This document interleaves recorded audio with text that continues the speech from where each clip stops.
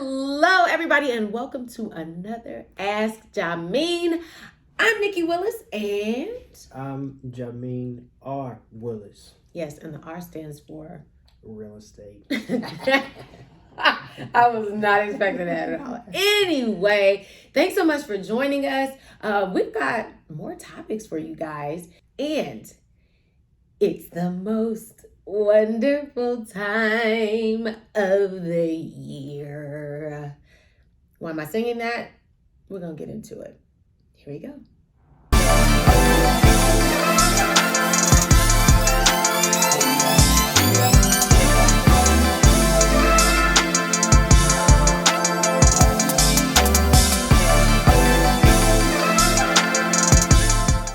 So we've got a couple of topics to get into today. And one of them is Zillow. Let's get into it. I know if you have been watching the news in any kind of capacity or been on your phone and scrolling through, you've been seeing Zillow is selling off all the homes that they have purchased, and they're like closing down that division of their business.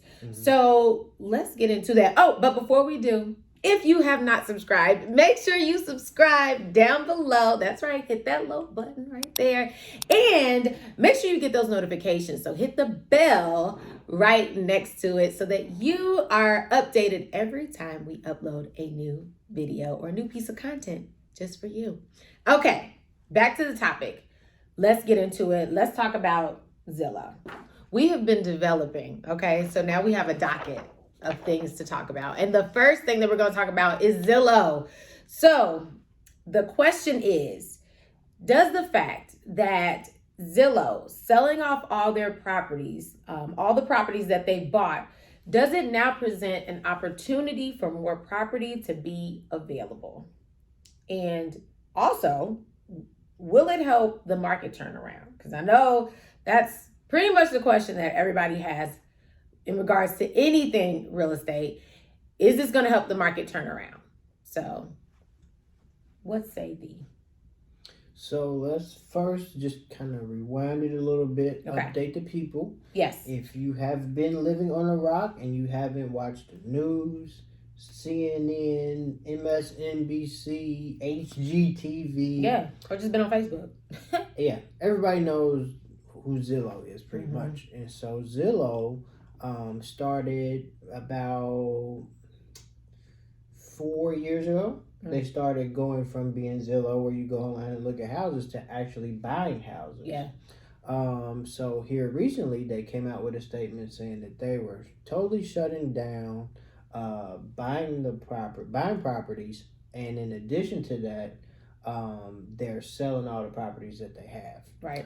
The reasons why they stated that they were discontinuing that, as we call it, iBuyer department. Yeah. They're shutting it down is because it was hard to predict the prices on there. That's the whole problem that we have with the whole problem we had with Zillow in the first place is the whole Zestimate. They were buying houses with Zestimate prices, and they were actually overpaying for properties. Yes. Thus driving up the comps and things like that. So yeah. So that's the first thing. Zillow is no longer buying houses anymore. They're getting out of the iBuyer market. No longer. In addition to that, they are selling the properties that they have. So I have a couple fun facts for you. So Zillow is selling about 7,000 homes is what they own. Okay, so to answer the question, we have to get to some of the data. So they have about 7,000 houses that they're selling. Okay. Most of the properties, like back when we lived in the Midwest, Zillow wasn't in the Midwest. Yeah, it wasn't so they started out pretty much, it was in California, Arizona, and Colorado was like the top 3 states, and then they started doing Las Vegas, and branching out to other areas. They eventually got to the Midwest, and they bought properties in Ohio too, but those were like the big cities where they kind of started, I guess, like the poster child of the iBuying process. So that's where most of the properties are. So if you live outside of those states, it's a lower probability that Zillow has a lot of properties in that area. Oh, they also, when they expanded, they bought properties in Atlanta too. Yes. So yes, I know yes. people are saying, "Oh, Zillow bought my house and they paid blah blah blah way over the price yeah. on there." So to kind of put this into perspective, as far as our area in Las Vegas, there's only about 67 to 70 houses that Zillow owns that's a part of our market. So to put that in perspective, out of all the houses that Zillow own that they're selling, less than 1% is here in Las Vegas. And so to put it in perspective, in Las Vegas, about every year we in Las Vegas sell about 40,000 homes. So it's a fraction of the market. Yeah.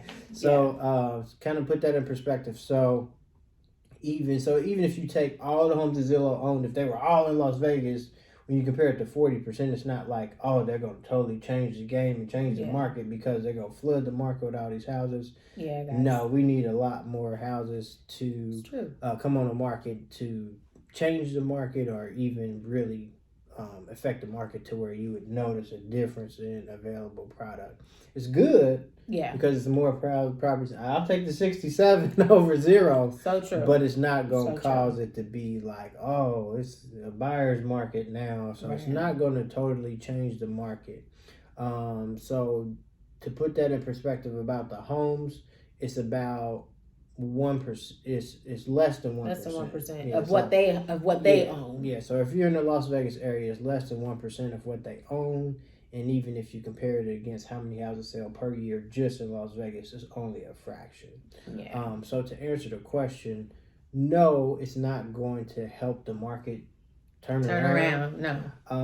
And then while it is helpful, it's not going to make a so it will make some more houses available. Mm-hmm. But it's not going to help the market turn around. The bigger thing is, I think that Zillow and other companies like Open Door, they're seeing some inconsistencies with the iBuying. That's a good word. That's a good word. Market, because real estate changes. But if you physically go into a house and you see the difference, you don't know something a lot of times until you physically walk in the house. Even us as realtors, we can pull comps all day long, but then you walk in the house and you're like, oh, this house has this, and this. You gotta walk it. Yeah, so it makes a difference. So the iBuyers, I think that this is like, I think it'll cause some of those iBuying companies to kind of look at how they do things, and they may put contingencies and caveats in contracts and things like that. So it's not totally going to turn. Zillow is not going, even though Zillow is a big name, a big player in the real estate market in different areas, but Zillow putting their houses on the market and getting out of the iBuyer game is not going to change us from a seller's market, that's what we're currently into a buyer's market. Yeah.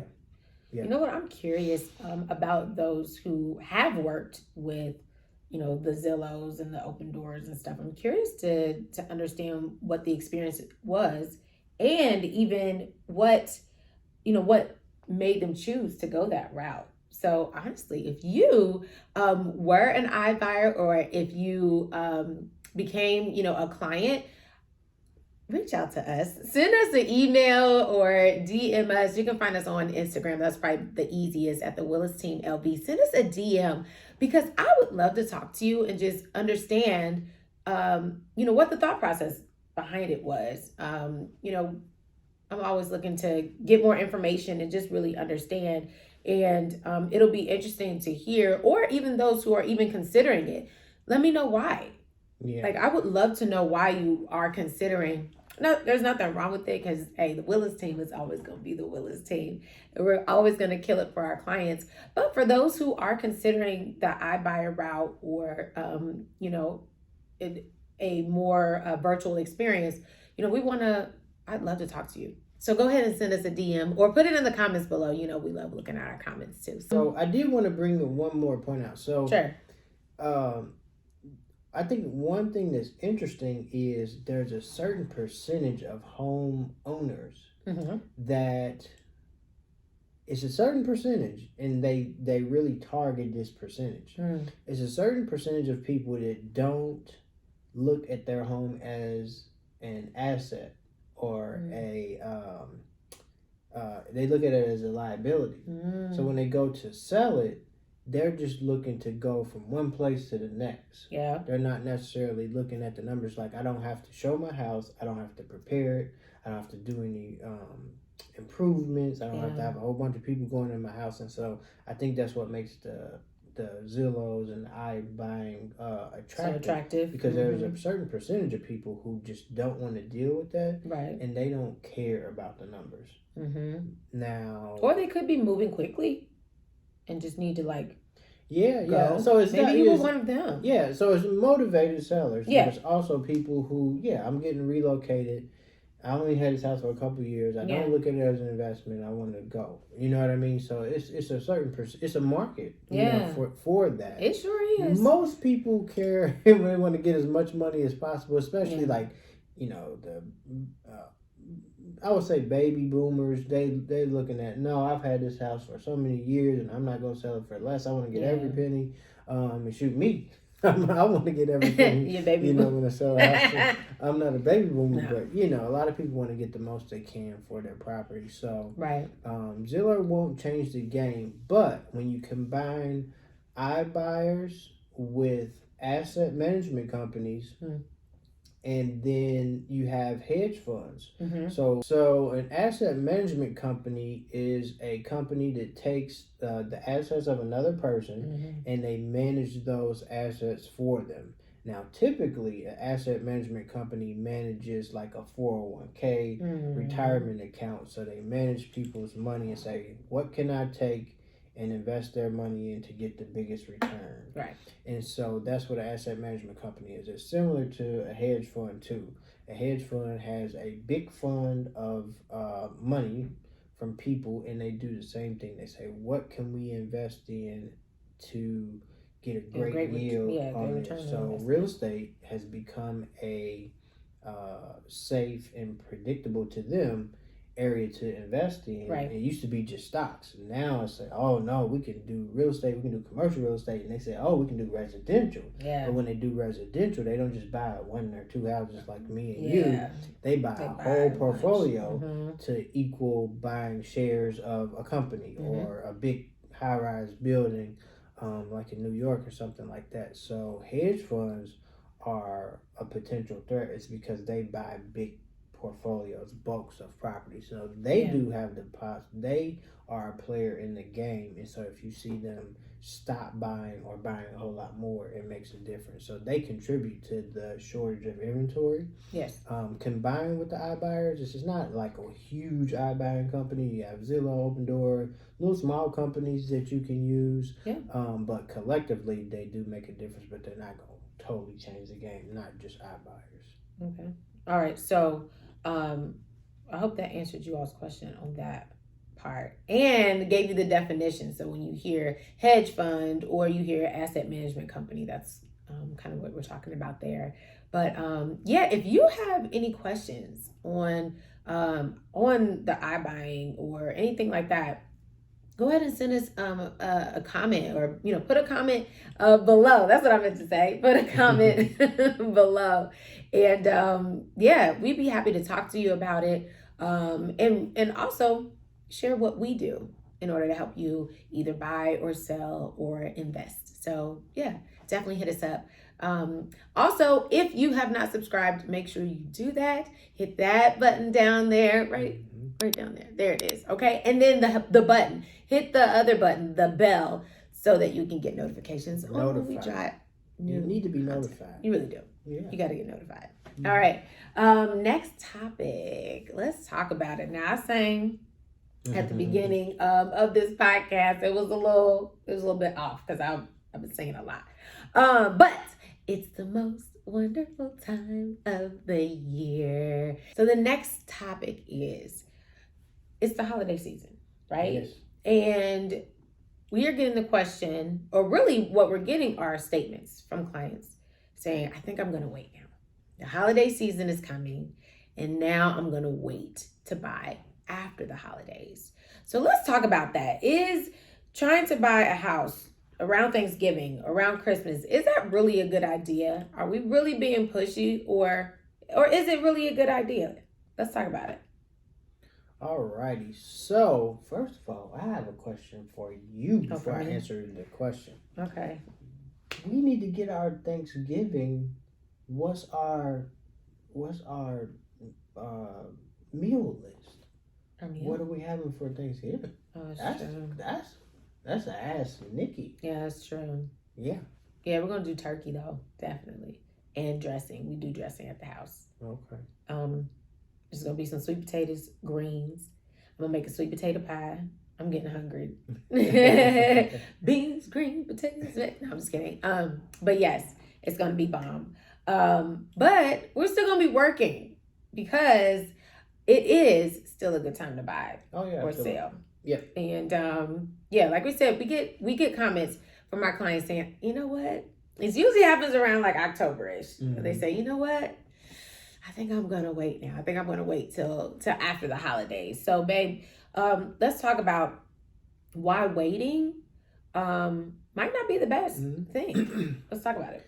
So the reason why we said it's the most wonderful time of the year, normally, now this is always true, but I would say that right now, this holiday season that we're coming up on is the best time of 2021 to buy a house, because back in the spring it was just monstrous, brutal. I mean, if you were buying a house, it was 25 offers, multiple offers, 30, 40, 75 over list. Like it was probably the height of all year, like right around April, May. And so when you get into the holiday season, a lot of people start to focus on the holidays. Right. They wait until January, February, or they wait until the spring. So it's less competition, because a lot of people say, oh, I'm just going to focus on the holidays and I'll wait until spring, when it's the most competition ever. Yeah, it is. It's more houses that come on the market, but it's more competition. So it's the most wonderful time of the year, because even from January up until now, it's still low inventory. Yes, it's still a bunch of competition. If you're buying or renting, it's a lot of competition. So the people that are looking right now, one, on the selling side, the buyers are serious. Yeah. So it's a great time. And if the people are selling, they're serious too. Yeah. So if you're a buyer, you're looking at a house, if their house is on the market right now, or they're putting the house on the market right now, they're serious, because if they wasn't, they would just wait until spring. So they either really want to sell, or they will work with you on the price. So it's the best time of all year to buy a house, because there's less competition, because a lot of people are focusing on the holidays. Right. And then the houses that you go to look at to put an offer on, those people really want to sell, or they would take their house off the market or not put it on the market and wait until the spring. Yeah. So it's the best time out of this whole year to buy a house right now. So if you are waiting, we strongly recommend that you reconsider, because it's a great time for you to get a house, either not be in a whole bunch of multiple offer situations, or get a property at list price, or even under list price potentially, because it's less competition right now. So that's like a good little insider tip. Yeah. I know you want to enjoy Thanksgiving, enjoy the holiday season, but it's a great time to actually put an offer on the house and get out and start looking right now. And then also, depending on what location you're in, but here, it's not super cold anyways. Right. So, houses sell all year long. A lot of people think, oh, it's winter and nobody buying a house. Houses sell all year people long. Are always moving. Especially out here in Las Vegas, because it's not freezing cold outside. It's not 2 feet of snow outside. So people, you can still get out and look. The weather is still nice. It's starting to get a little darker earlier. But that means we just start earlier. Yeah. We just start earlier during the day. But yeah, definitely. I mean, you're talking motivated sellers meets motivated buyers, and it's a good chance that you could find the home that you want, and you can sell your home at a value that you desire. So definitely. And if you need help with that, hit us up. Put a comment below. You can also email us at thewillisteamlv@gmail.com. You can visit us on our website at thewillisteamlv.com. Definitely, if you are considering relocating, we can help you do that. Just hit us up at thewillisteamlv.com. You can also DM us. You can also put it in the comments below. We would love to help you move just like we did, man, a little over 2 years ago. Mm-hmm. We love it here. We do business, we do life, all the things here in Las Vegas, and we love it. So why don't you come and be our neighbors? Absolutely. All right. Well, I think that is the end of this episode of Ask Jameen. Thank you so much for joining us. Before you leave, if you haven't, go ahead and press that subscribe button down there and the little bell right next to it so that you are notified every time we upload new content. All right. That's all my announcements for today. You guys have a great one, and we will see you next time. Bye.